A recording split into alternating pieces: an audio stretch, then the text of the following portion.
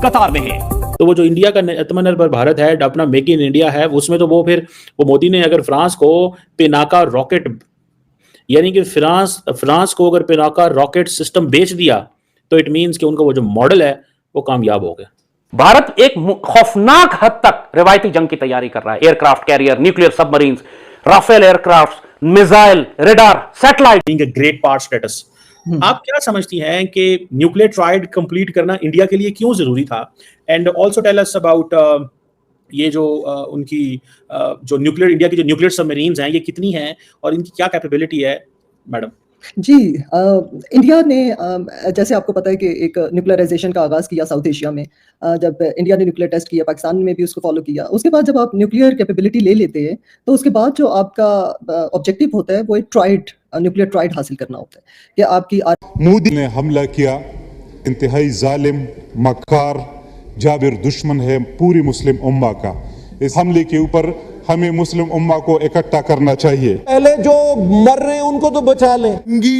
या ताकतवर फौज नहीं रखते, वहां ताकतवर मुल्क चढ़ दौड़ते हैं। अफसोस की बात है कि हमारी तरफ से न मोदी का नाम लिया जाता है, न उसके खिलाफ कोई ट्विटर आती है, न उसके खिलाफ उस तरह की आवाज उठ जाती है जो हमारे एक शियार है जो हमारी तरफ से होना चाहिए। हमें जंग चाहे वो कन्वेंशनल हो या एसिमेट्रिकल हो, इस किस्म के हथियार और अब ताकत इकट्ठी कर रहा है जो हमसे ज्यादा दुनिया के लिए खतरा है। ये जो आपने बात की कि थर्मो न्यूक्लियर जो यानी हाइड्रोजन बॉम्ब जो शायद सिर्फ अमेरिका और रशिया के पास है, जो साउथ में वो न्यूक्लियर सिटी बना रहे हैं। पिछले दिनों हमने बात की थी शायद जो अग्नि इंटर कॉन्टिनेंटल बैलिस्टिक मिसाइल, यानी वो हम पे हमारे खिलाफ तो उनके बेशुमार हथियार है, लेकिन ये मिसाइल चाइना और फिर कल को रशिया और अमेरिका तक पहुंचा। कॉन्सेप्ट बेस्ड करता है सेकंड स्ट्राइक कैपेबिलिटी पे। सेकंड स्ट्राइक कैपेबिलिटी ये होती है कि आप इस पोजीशन में हो कि अगर आपको कोई न्यूक्लियर अटैक करे तो आप उस न्यूक्लियर अटैक को एब्जॉर्ब कर सकें और फिर उसको रिटेलिएट कर सकें, कि आप कंप्लीट डिस्ट्रॉय ना हो जाए उस न्यूक्लियर अटैक में, बल्कि आपके पास कैपेबिलिटी हो कि आप उसको स्ट्राइक बैक कर सकें। सो ये सेकंड स्ट्राइक कैपेबिलिटी जो होती है ये बहुत इंपॉर्टेंट होती है एक डिटेरेंस को, एक जंग को रोकने के लिए, क्योंकि फिर दोनों स्टेट्स के पास कोई इंसेंटिव नहीं होता जंग शुरू करने के बाद, अगर आपको, क्योंकि ये बेस्ड करते हैं म्यूचुअल करके रखती। मैं पता नहीं ये लोग अकल के अंधे हैं कि किस तरह ये बात करते हैं। हम इंडिया से ज्यादा कॉटन की बेल प्रोड्यूस कर रहे थे। ये 2002 की बात है स्पीकर साहब, हमारी प्रोडक्शन इंडिया के बराबर थी। आज इंडिया का और हमारा को मुकाबला। हेलो दोस्तों, जैसे कि आप जानते हैं कि भारत ने अभी परीक्षण किया है एक तरीके का, मतलब जो खुद को, जो कोई दूसरा अटैक अगर कोई भारत के ऊपर करेगा तो उसे वो आसानी से उनका जो परमाणु है उसको निष्क्रिय कर सकता है। कुछ इस तरीके की बातें भारत पर कर रहा है, ऐसा कहना है पाकिस्तान के चीमा का। दोस्तों इसके अंदर मैं आपको बता देता हूँ क्या है। इसके अंदर है कि पाकिस्तान का जो मीडिया है वो या एक्सपर्ट लोग वो ये बोल रहे हैं कि भाई इन्होंने ऐसा वो कर दिया है कि ये जो भारत को धमकी दिया करते थे दोस्तों, अब इनकी धमकी धरी की धरी रह जाएगी, क्योंकि भारत ने ऐसा परीक्षण कर लिया, ये कहना है इनका। अब भाई भारत ने कर लिया है तो फिर इनकी खैर नहीं है। जितनी भी धमकियाँ देते थे इनकी सारी किस्म की सारी धमकियाँ निकल जाएंगी बाहर अब, क्योंकि भारत ने एक ऐसा सुरक्षा कवच बना लिया है परमाणु को लेकर, जो कोई अटैक करेगा उसका परमाणु वहीं निष्क्रिय हो जाएगा। और ये सुन के दोस्तों पाकिस्तान बिलबिला उठा है। अब बिलबिला आएगा भाई, क्या होगा, पाकिस्तान के पास तो एक यही चीज़ है और इसी को यही चीज़ का तोड़ मिल गया तो पाकिस्तान तो बिलबिलाएगा। तो दोस्तों आगे देखते हैं पाकिस्तान की मीडिया वीडियो में क्या आ रहा है। शोर डिस्ट्रक्शन पे ये बेस्ड होता है। तो जो सबमरीन्स होती है सी बेस्ड होता है, आपकी जो लेग होती है इस न्यूक्लियर ट्राइड की वो बहुत इंपॉर्टेंट होती है, क्योंकि nuclear submarine is somewhere in water, और अगर आपका लैंड अंडर अटैक है तो न्यूक्लियर सबमरीन क्या करती है, रिटेलिएट कर सकती है, जो आपको एक अच्छी सेकंड स्ट्राइक कैपेबिलिटी देती है। अब जितने भी आप P5 देख लें जो permanent members and United nation security council के, उन सब के पास ये न्यूक्लियर ट्राइड है। और जो भी आप न्यूक्लियर कैपेबिलिटी लेते हैं अल्टीमेट ऑब्जेक्टिव यही होता है कि आप न्यूक्लियर ट्राइड की तरफ जाएं, और इसी वजह से इंडिया का भी यही मकसद रहा है कि आगे आप न्यूक्लियर ट्राइड लें और सेकंड स्ट्राइक कैपेबिलिटी को लें। और इंडिया इसको एक ग्रेट पावर सिंबल भी समझता है। इंडिया, जैसे इंडियन लीडर्स जो हैं, जब उनकी फर्स्ट न्यूक्लियर सबमरीन लॉन्च हुई थी 2016 में, तो उन्होंने यही कहा था कि now we have joined great power club, और हमने एक डेवलप्ड कंट्रीज क्लब जो है उसको ज्वाइन कर लिए, कि ये एक सिंबल समझा जाता है उस चीज़ का कि आपके पास न्यूक्लियर पावर्ड सबमरीन हो। सो इंडिया जो प्लान कर रहा है वो 4 न्यूक्लियर पावर्ड सबमरीन وہ کرنا چاہ رہا ہے. فرسٹ جو ہے وہ ایریہن تھا جو 2016 میں ہوا.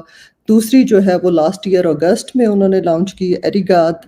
تیسری جو ہے وہ ایری دھامن ہے جو کہ سروس میں آ جائے گی ان 2020 دس ایئر 2025 میں, اور جو چوتھی ہے وہ انڈر کنسٹرکشن ہے.